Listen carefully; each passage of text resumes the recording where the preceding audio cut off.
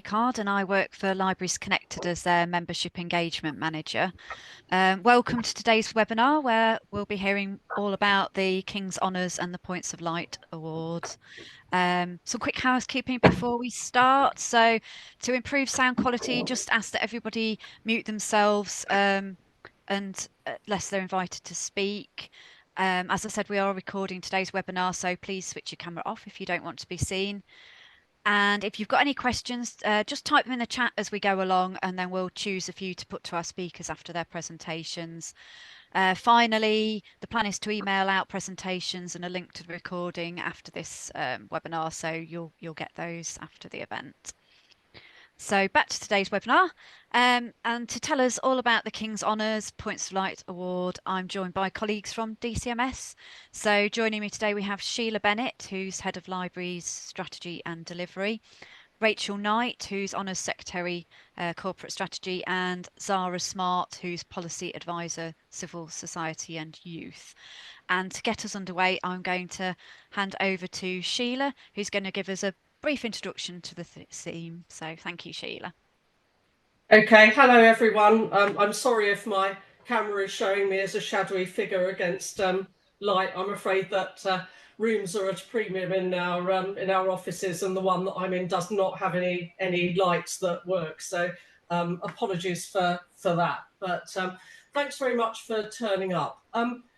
This is a webinar that I had actually suggested to Libraries Connected because one of the things that I've been working quite hard on since I picked up the policy lead for public libraries is the whole issue of recognition of public libraries.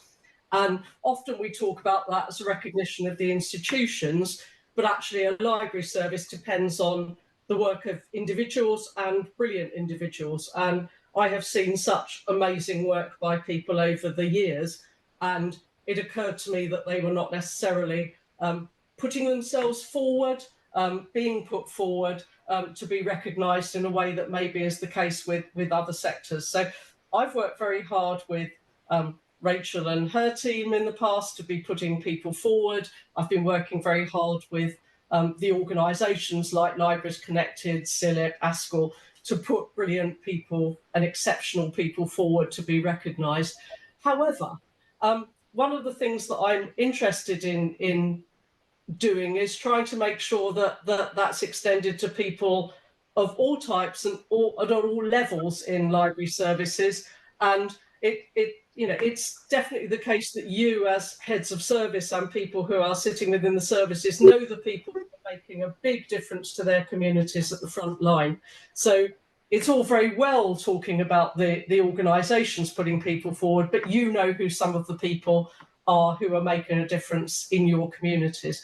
So I'm really pleased that we've been able to get the Honours team along and the Points of Light team along to talk about what it is that you need to think about. If you reckon you've got exceptional people who you'd love to highlight, then how do you do that? Is it scary? Is it difficult? I'd say no, it isn't.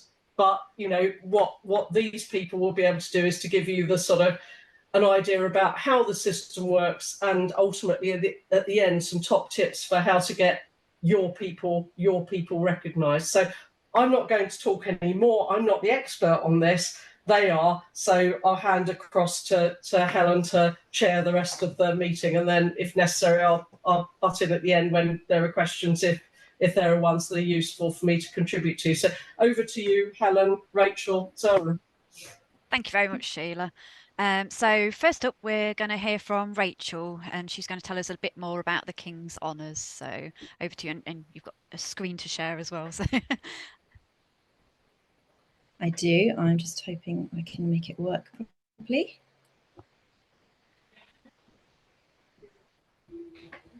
Bear with me a second.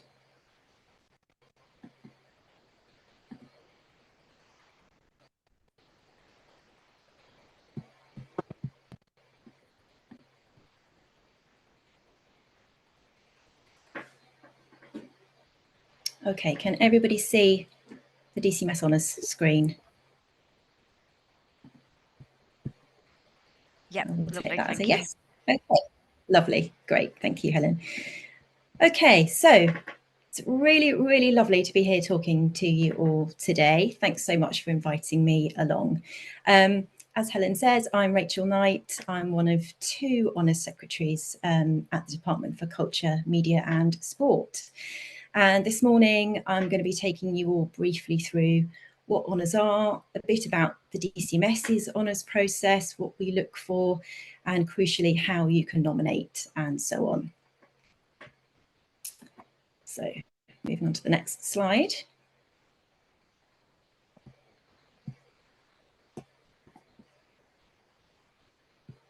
Might be taking its time.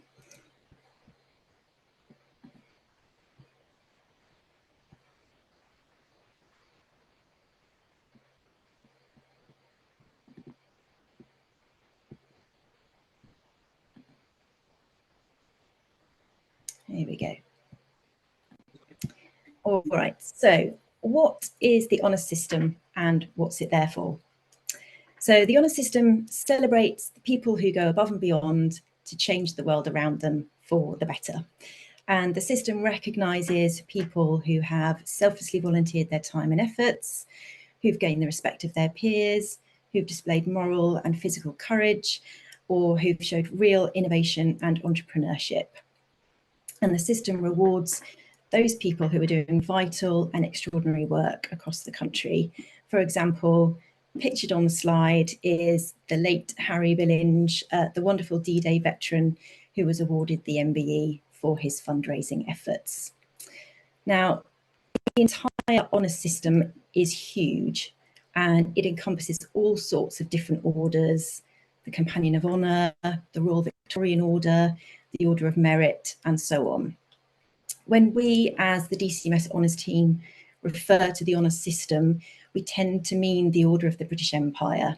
And that's because we, as a department, don't tend to nominate anyone to those other orders, with the exception of the Companion of Honour, which I will come on to a bit later. Trying to get the next slide up.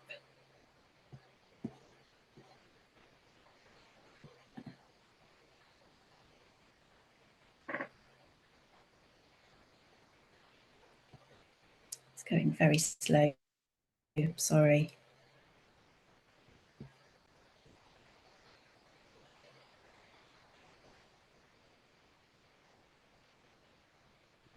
Would you like me to share instead, Rachel? Yeah, could you? Because Yeah. it's, for some reason, my system is just no worries. thinking So if wrong. you stop sharing your screen and I'll start sharing mine. Yeah, thank you. I'm just stopping that sharing now.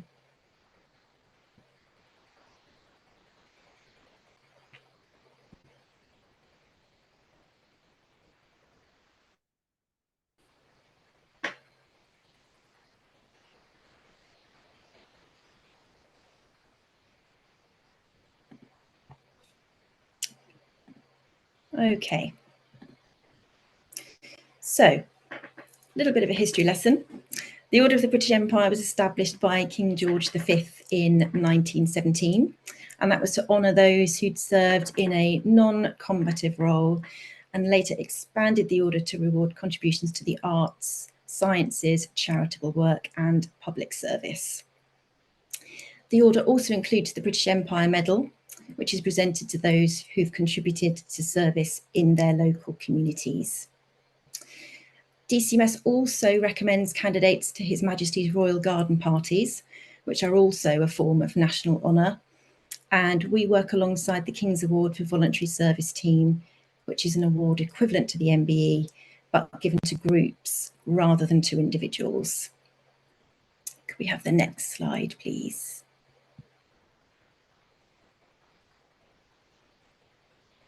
Thank you. Okay, so this slide lists the various ranks of award available within the Order of the British Empire. At the top of the list there is the British Empire Medal, which is the lowest ranking. And then we move down the list towards damehood and knighthood, which is at the upper end. Now, the British Empire Medal is awarded for very local, hands-on service to a community.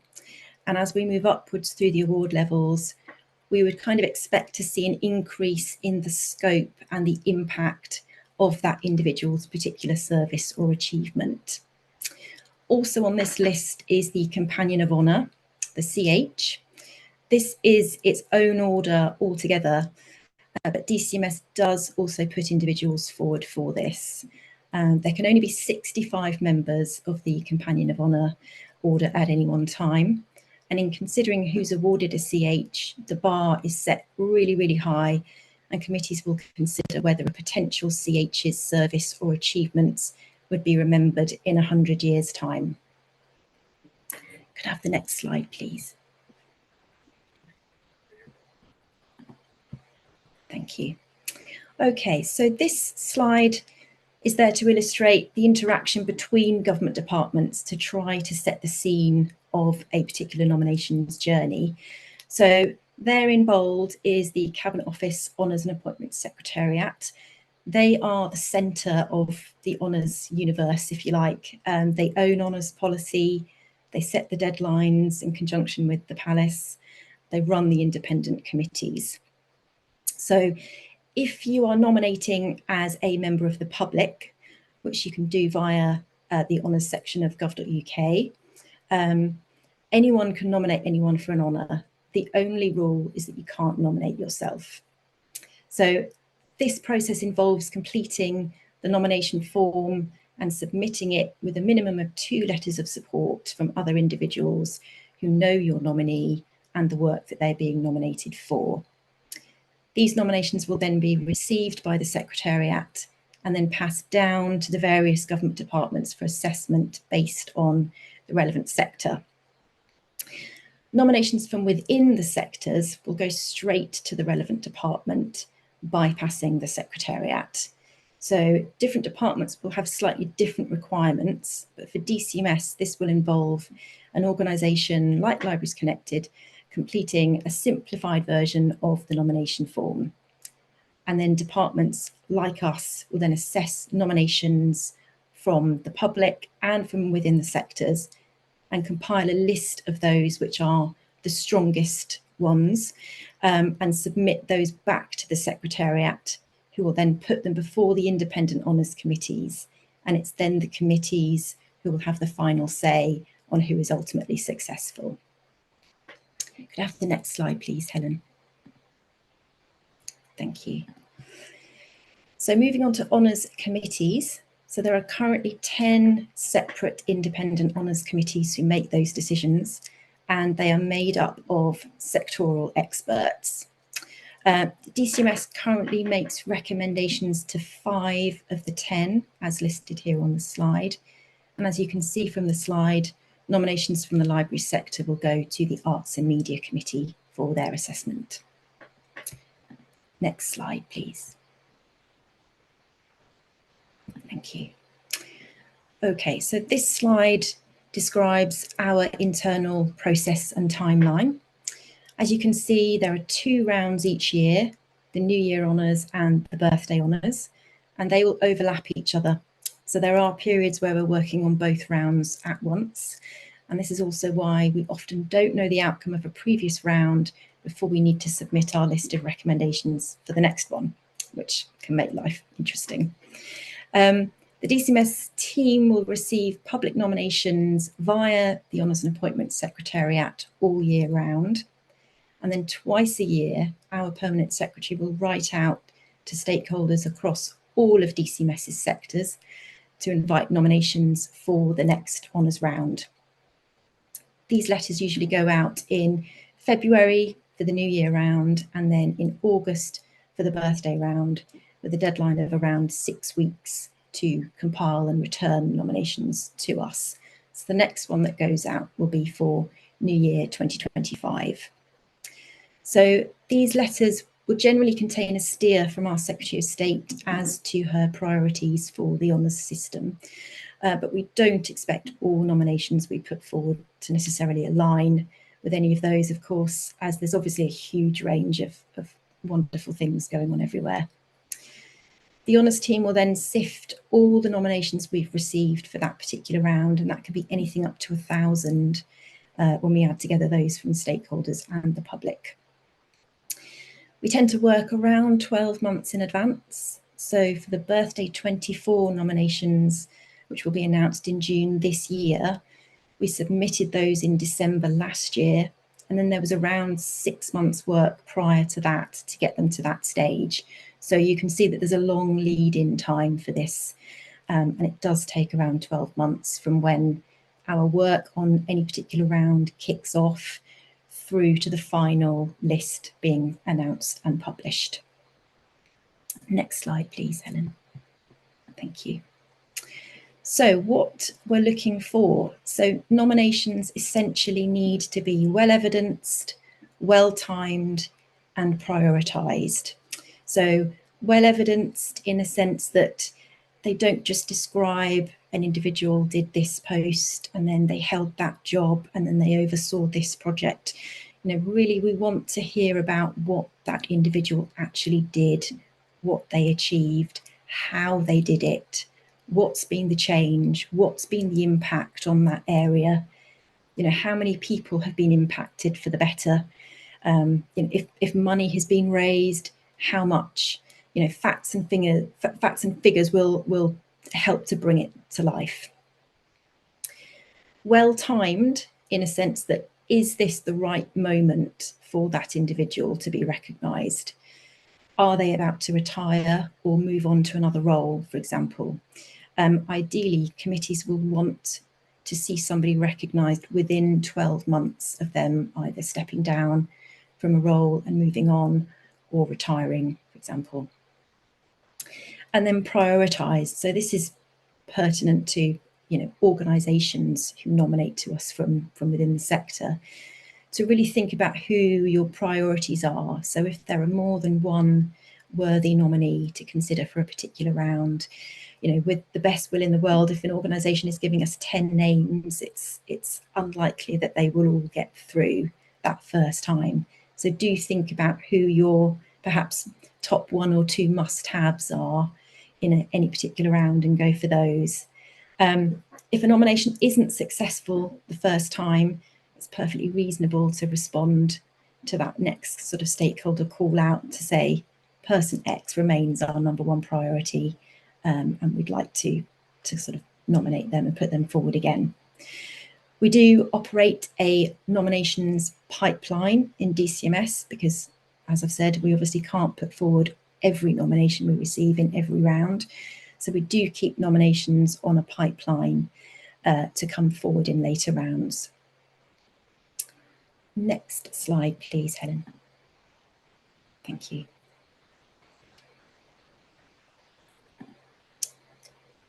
So diversity in all its forms is really, really important to us.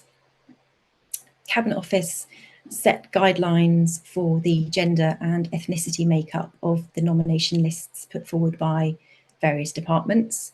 And these are there, obviously, to try to ensure a fair representation of the UK as a whole. But all nominations, of course, are considered on their merits. We'd like to encourage a wide range of nominee ages. So we've put in successful nominations for individuals as old as 101 and as young as 9. Geographic diversity is also really important, and certain regions are historically underrepresented within the honours system, and that's particularly the North East and to a slightly lesser degree the East Midlands. And then, of course, sectoral diversity and the importance of ensuring each list isn't just dominated by 1 or 2 areas. The arts and media list, for example, encompasses art, dance, drama, literature, media, music, and so on. So we try to ensure a fair spread of awards across the various sectors. So I think that's it from me for now. I think we're going to come back to top tips, and we've got 1 or 2. So for now, that's it, and thanks for listening. So lovely. Thank you, Rachel. I'm just looking, has anyone got any questions? Nobody's put anything in the chat there. So I might ask a few of my own. I think you did touch on this, but So it is possible to nominate somebody kind of shortly after they've retired, is it? They don't, do they That's have to correct. be still? Yeah, yeah. And but not too long, because I know in the guidance it kind of says about still being kind of working in the sector or Yes, I think as far as the guidance goes, it's still active within the sector, or if they have stepped down, moved on, retired, that it ideally is within 12 months of that happening. lovely. And who decides kind of what level of award is given? Because is that kind of something that you suggest as you put a nomination in, or is it not? Various different options for that. So obviously the nominator can suggest an award level, but they don't have to do that. Generally, we as the honours team, as we're assessing the nomination, we will get a sense of the level that it's being pitched at and the level of evidence that we've been supplied, for example. And we would then submit it at a particular level. But ultimately, it's the independent committees that will decide that. So we could put forward something at MBE, they could look at it and go, no, this is an OBE. That's where it sits with us, and it's their final decision. Lovely, thank you. And what are the kind of most common kind of levels and kind of awards that people from libraries tend to get, and what kind of does that work entail, or what kind of would you expect for the different levels? So I would say the majority of libraries sector nominations come in at the BEM level or the MBE level. The BEM, the British Empire Medal, obviously that is for kind of very local, very hands-on sort of service to a local community, to a local organisation, to a village, and that kind of thing. Where you get into sort of MBE territory, and Sheila will correct me if I'm wrong on this, but heads of service or people who've headed up something that's a bit larger scale than the kind of the community-based hands-on stuff. So that's how we would sort of tend to differentiate between those two. Thank you. Just to add to that, I mean, it feels to me that when I am discussing some of these things with Rachel, because they will come to us to get clarification, it's my kind of normal rule of thumb that I would reckon that an MBE has to have done something that is wider. So, for example, if we are talking about a head of service, they should have led on a national project that can be really evidenced and really impactful, as opposed to a head of service who may have done really, really good stuff, but who has largely worked at the local level. And then obviously when you start going into people who are working within a library service, they may have had an incredible impact at a local level for a particular project or initiative that they have led. I think the other thing that the age diversity, we more often see people being put forward when they are retiring.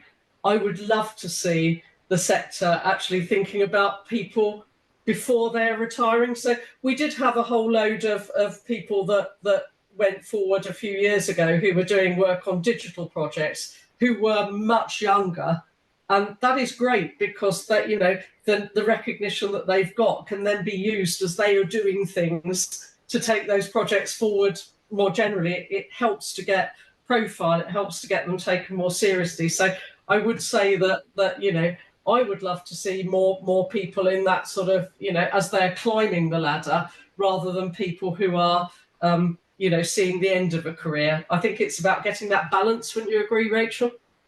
I would, yeah, absolutely, completely Lovely. agree with you. Thank you both. Then we've had a question about whether people submit their suggestions via Libraries Connected or SILIP or directly. So, I mean, I would say as Libraries Connected, we put in or select and put in a few nominations each round. So if you've got somebody that you would like us to consider, then please do get in touch with me and let me know. But there's absolutely nothing to stop you from putting them in directly, which is why we kind of wanted to run this webinar to explain how you do that. And that would be using the form on the gov.uk website. Am I right, Rachel? If people want to put them Yes. in, yeah.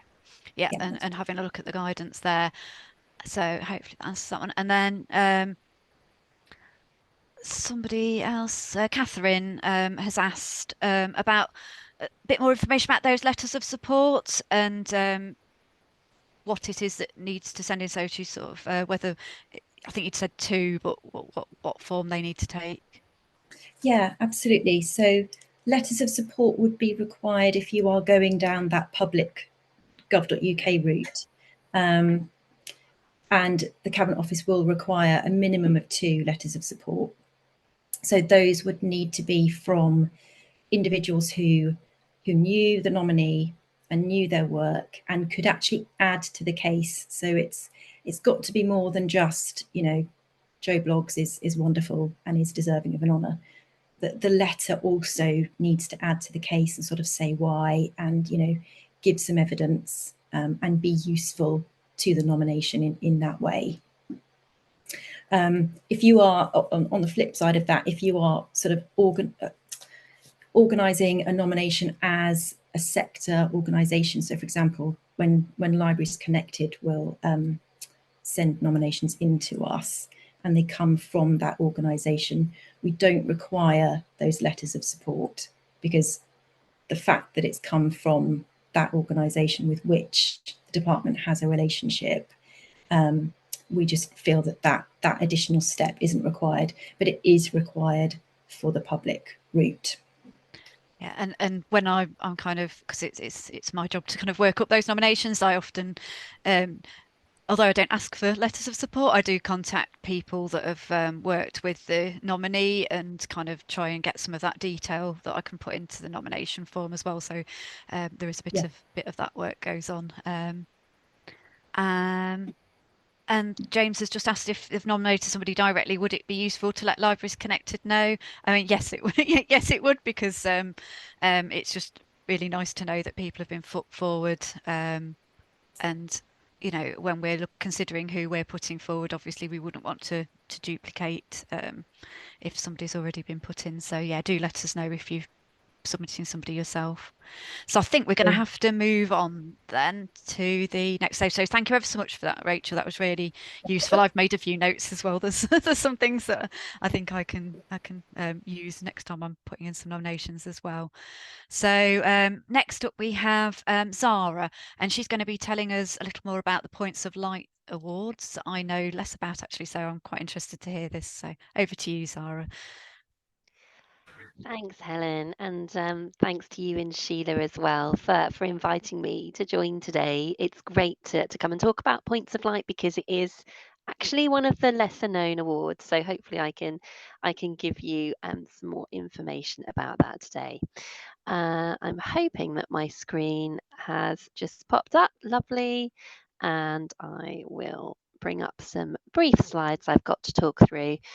I will also flick a little bit to our website as well, because we do have our own website. So Points of Light, I'm Zara Smart. I work as one of the Points of Light policy advisors within DCMS. There are 2 of us, and we work in the Points of Light team, which sits under volunteering and tackling loneliness, which might give you a bit more of an idea about what we're looking for when we award somebody with a Points of Light.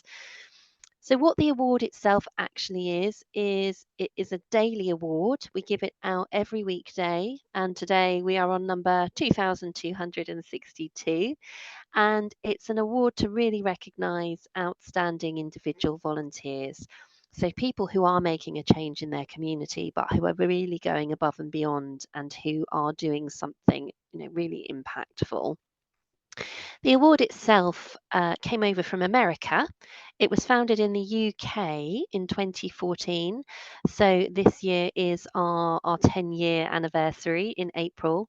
And it was introduced by then Prime Minister David Cameron to really recognise and reward some of the UK's most outstanding volunteers. Now, the award itself consists of a certificate and a letter from the Prime Minister. And although it is given by the Prime Minister, it's a cross-party award. It's not a political award at all. So we do get lots of involvement from MPs when we're awarding one of their constituents. It is a real cross-party effort, and it highlights a huge range of all sorts of types of volunteering that take place across the UK. So we see our Points of Light as some of the UK's really inspirational volunteers, and they can be doing anything. It could be a head of a charitable foundation. It could be somebody who's started something really unique in their local community. It could be somebody that's raised quite a considerable amount of money, a huge range of backgrounds that we have awarded people for. And as I mentioned, we do have a website, pointsoflight.gov.uk. It's quite different from the American version, I would say. Theirs has turned much more into a foundation, and we do have quite close links with them, and they also offer grants to volunteers and communities as well, whereas we are just focused on giving an award. And hopefully you can see the website. This is what it looks like. So that's a little bit of background about the award. But anybody can nominate, and if I show you our Get Involved section on our website, it tells you how to nominate somebody. And I would say nominating somebody for a Points of Light award is incredibly easy. And anyone can nominate. We get quite a lot of nominations from members of the public, from MPs. People can nominate themselves if they want to. Anyone can nominate. And you can either nominate by completing this form on the website, which will go to number 10, and it is quite a straightforward form to fill in. I won't bring it up, but there isn't too much information there that it asks you for. The other way you can nominate is to email the team directly, and there will be an email address on the slides, but it's pointsoflight@dcms.gov.uk. And we look to nominate people of all ages. Similarly to honours, we've nominated people as young as 5 or 6, up to 108.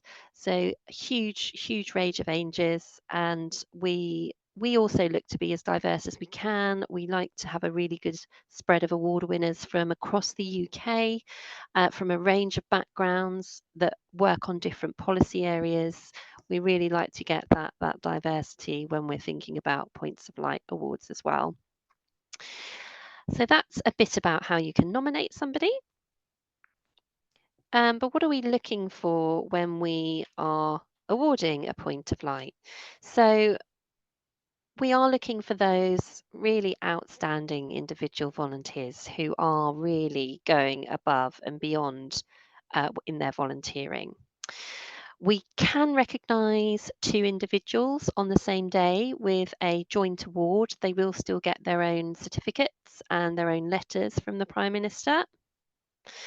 And we have gone up to awarding 3 people if they're having equal impact in one day. So it would be a joint award for 2 or 3 people, but we do not award for groups.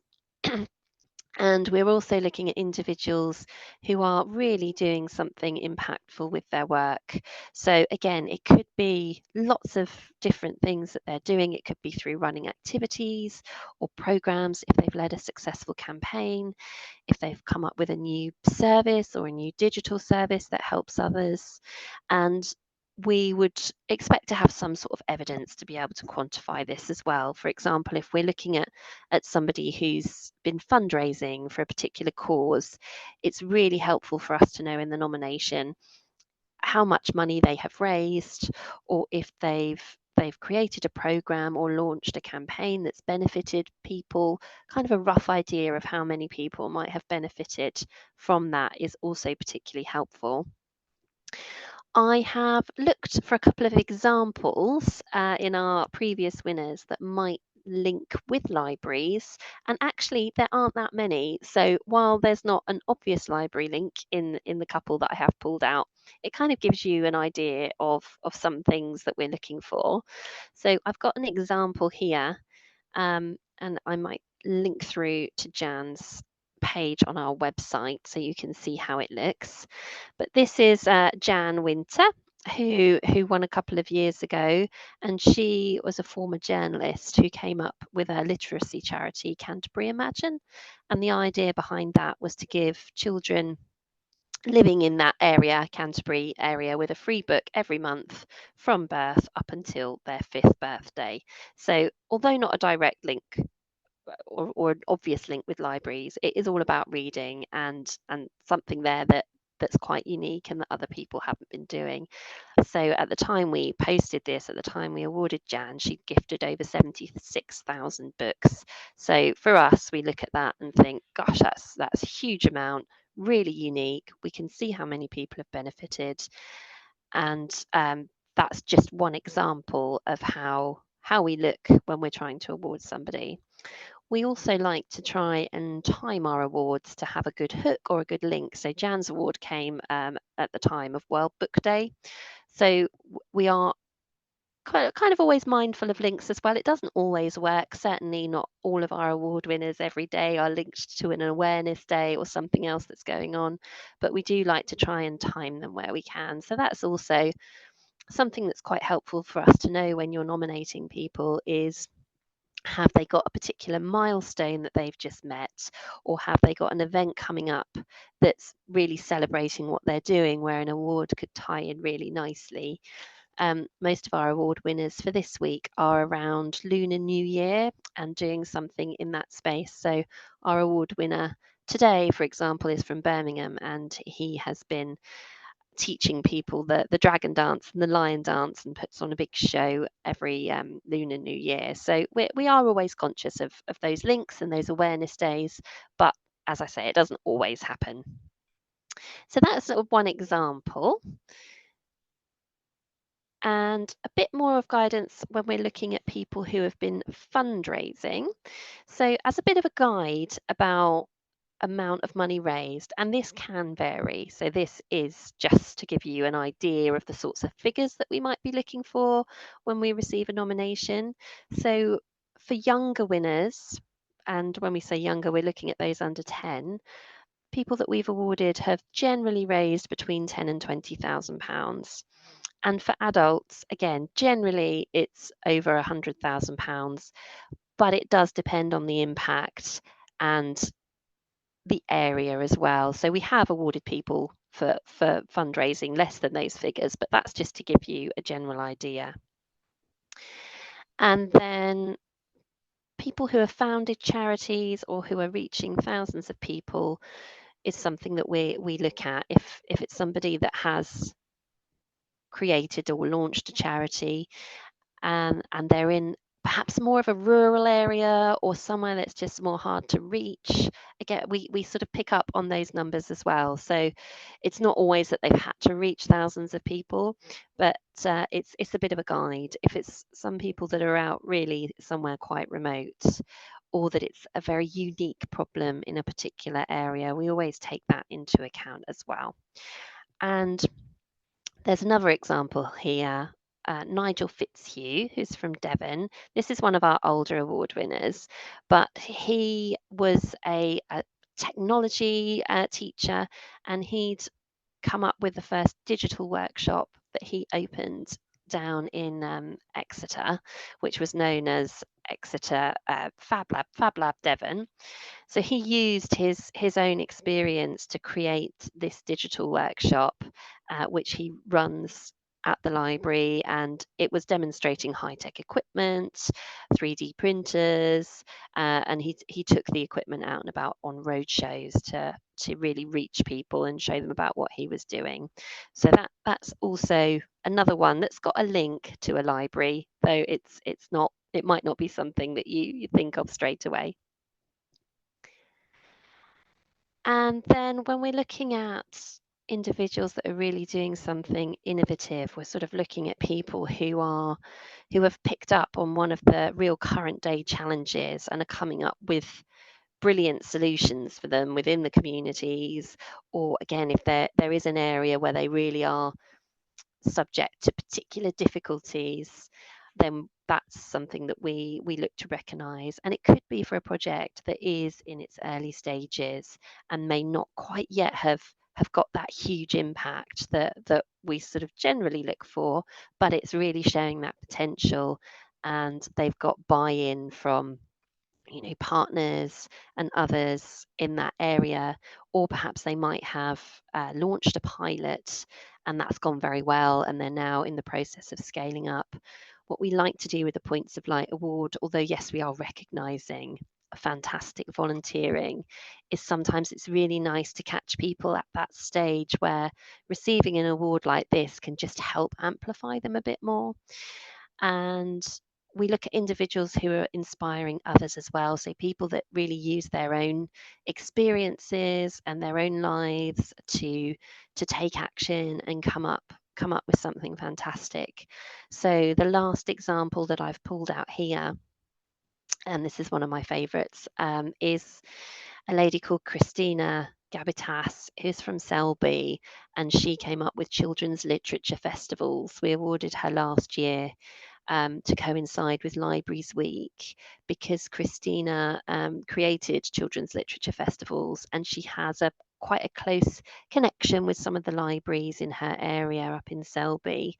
And she herself, growing up, while she had a very happy childhood, she knew that she had quite a few siblings, so for her parents to take her to a literature festival would have been very costly. So she's come up with the idea of putting on free to attend children's literature festivals, which she started in 2019 and has been quite successful over the last few years.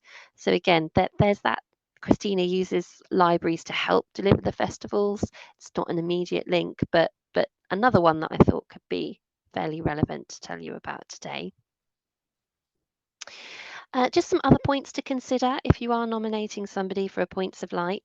It is an award for volunteers, so we don't award somebody who is receiving a full salary. So if it's somebody who does head up a charity and they are receiving, a normal salary, we wouldn't look to award them. Obviously, expenses is okay, and sometimes people are taking a small salary. I would say probably about between 10 and 12,000 is probably where we're comfortable with, but anything more than that might be a little bit more difficult. So that's something to bear in mind. The award is also, it's not generally intended to recognise long-term service.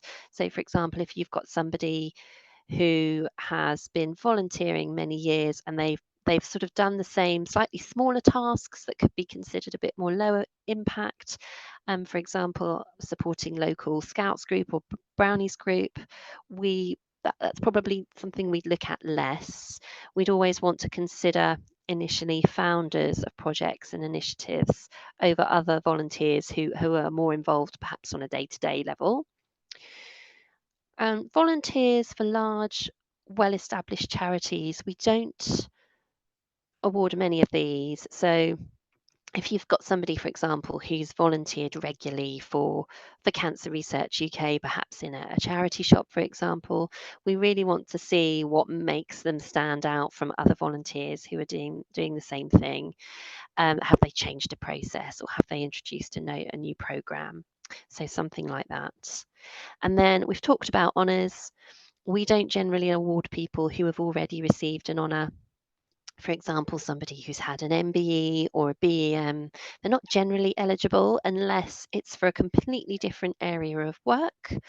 For example, somebody could have received an honour for their professional work, but their volunteering might be completely separate. So in that case, yes, we absolutely would look at them. And or it could be that they received their honour quite some time ago and they've continued to build on the work that they were awarded for.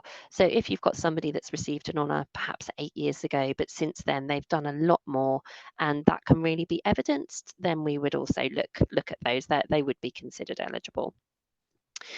If the charity has been recognised by the King's Award for volunteering, we generally wouldn't award a Points of Light as well. We do try and avoid that crossover, and also crossover with recipients of the British Empire Medal. But any other awards don't impact an individual being considered for a Point of Light. A lot of our award winners have received other awards, British Citizen Awards, for example, or Pride of Britain Awards. So that's absolutely fine. It's just the honours and the King's Award for volunteering that we avoid crossover with. And I'm going to skip over that one because that is what we're going to wrap up with. But that's everything I have for the slides. So I will stop sharing my screen. I hope that's been helpful, and yeah, let me know if there are any questions. Lovely. Thanks ever so much, Zara. That's really interesting. And yeah, I didn't know that much about it, so it's really good to hear how we can nominate and what kind of things you're looking for. And it's quite nice to see in the chat there, Adele, who's joining us today. She actually knows Christina and sort of said she's a real driving force behind that literature festival that's now been going 5 years. So that's really nice to hear. Just one question popped up. So the time frame for the Point of Light Award. So if you pop somebody in, is it kind of considered, how long does it take for the? It can vary hugely, actually. So we have people that are nominated, and we might look at them and think, oh, that's really good, but let's just see where they're at in 6 months. So they're people that we keep an eye on. But if there is, if somebody's nominated somebody and they've got a big anniversary coming up, for example, we would try and tie it in with that. So it does vary hugely. I guess on average, if you've nominated somebody and there isn't a particular link to an awareness day, or there isn't a particular milestone and they are well established, probably, it could be anything really, I guess between about 1 and 3 months maybe. I should say that we are looking to award someone very timely. So if somebody, for example, has just completed, we get quite a lot of people that do physical challenges. So they may have been doing a challenge that's run over 6 months. And if their challenge is about to finish, that's when we'd look to award them. Whereas if they've completed something 6 months, a year ago, we might feel like we've missed the moment a little bit if that was a one-off thing. So I think that that's something to bear in mind as well, just that awarding somebody in a timely manner. Thanks. And can you nominate the same person more than once, or is it kind of not worth doing that unless they've kind of obviously done more, I guess? But I think we always try and let people know if they haven't, why they might not have been successful. I think it's definitely worth nominating somebody more than once. If you may have nominated them, they haven't received anything, but then they've done something else perhaps a bit later on, then yes, we wouldn't award somebody more than once. But if you've nominated somebody and they don't appear to have been successful, and then something else happens, yeah, there's nothing to sort of stop you nominating that person again. so it's slightly different, because I know with the King's Honours, once you put a nomination in, you never hear back to know whether it's successful. It sounds like it's such a complicated process. I can see why, and so you're kind of waiting on the announcement of the list to see if they've been successful or not. So with the Points of Light, do people actually get a response then to let them know either way? It again, I guess it depends who it is. So you will always receive, when you nominate somebody via the website route to number 10, you will always receive an acknowledgement. And if you are somebody, if you won't get a detailed response saying why, perhaps, but you might get some follow-up from us asking some more questions about that person. And if we always let nominators know when they have been successful. So again, that time frame, you might not hear anything for a few weeks, but we would always let you know as a nominator if your person was going to be successful. Right. So I guess if you've not heard anything after about 6 months, the kind of you're probably not.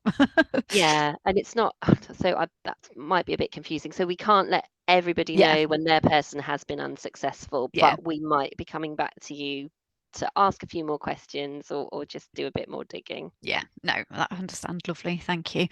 I don't think there's any more questions in chat, so I think perhaps. Oh, Sheila's got a question. Yeah, Helen, it's just an observation, and I know that this is something that is very exceptional, that relates to the honours system, but there haven't there, Rachel, very exceptionally in certain cases been a bit of fast tracking if someone, for example, has a terminal illness, and that's really, really exceptional. Am I right on that one, Rachel? You are, yeah.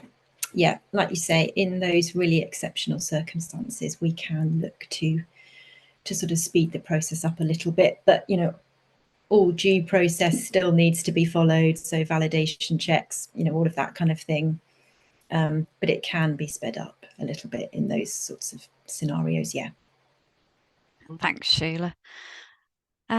Right, okay, well, we've got a few minutes left. So what I thought might be useful is just to get a few top tips from Rachel, Zara and Sheila around kind of putting in a nomination, and I know that's kind of usually the kind of takeaway bit, isn't it? That we can kind of go away and kind of hold on to and think about. So Rachel, shall we come to you first? What would be your top tips for anybody putting in a nomination? Of course, yeah, no problem. I suspect they're pretty similar to Zara's, actually. So the things I would say are obviously bring the nomination to life with as much evidence, as many facts and figures as you can. Be specific about what your individual has done and achieved. We get so many nominations that are several pages long. They read like a CV. They list, jobs and posts and things that somebody's done, but the why isn't there. And the thing that I always say to people when they start thinking about a nomination is, what would your sort of elevator pitch be about this person? So if you had to grab the committee's attention and almost summarize that individual and what they've done in one line, that's your starting point. And everything will then flow from that. So you put the meat on the bones, if you like, you supply that evidence, and you give the committee the why that person is worthy and should be recognised. So that would be my takeaway. Lovely, thank you. And I know when we submit our kind of like an organisation kind of partner, we actually only get a maximum of 500 words, which is quite mean. So we have to it makes us really think, and you have to do that kind of editing down and really thinking about what's important. Yeah, it's difficult to do, but when we submit a nomination to the Cabinet Office to put to the committee, there is a very, very strict word limit. So nominators have to be disciplined about what to include. Yeah, thank you. And Zara, what are your top tips for us?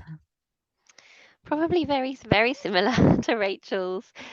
We'd say evidence is really helpful for points of light, how many people they've helped, the impact that they've had. That's something that we're always asked to show when the recipients or potential recipients go through to number 10 for clearance.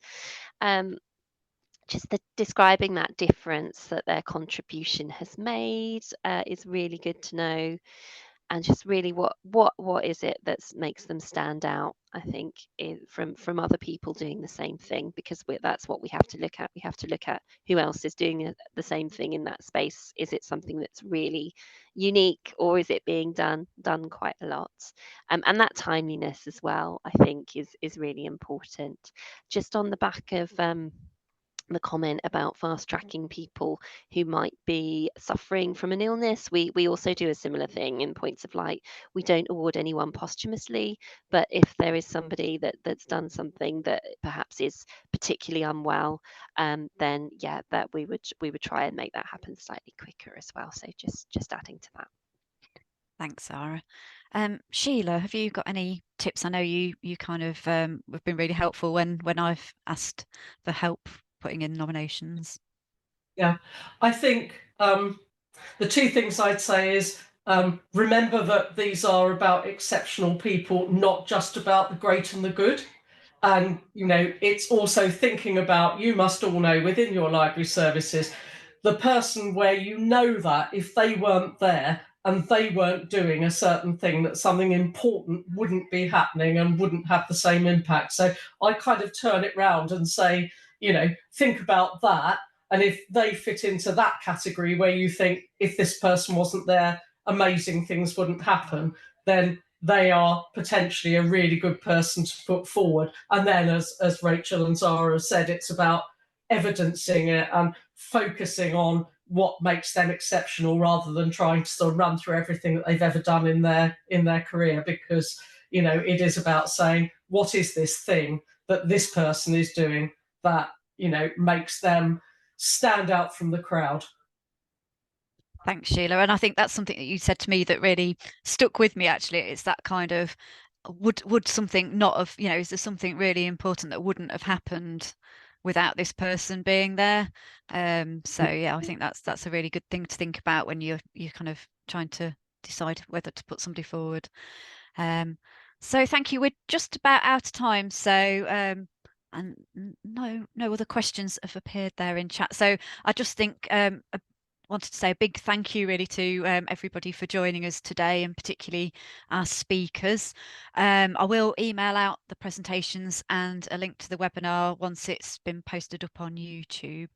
So just yeah, huge thank you everyone. I hope that was helpful and you've got lots of tips and ideas about who you might want to nominate and understand a little bit more about how you can do that. So thank you very much.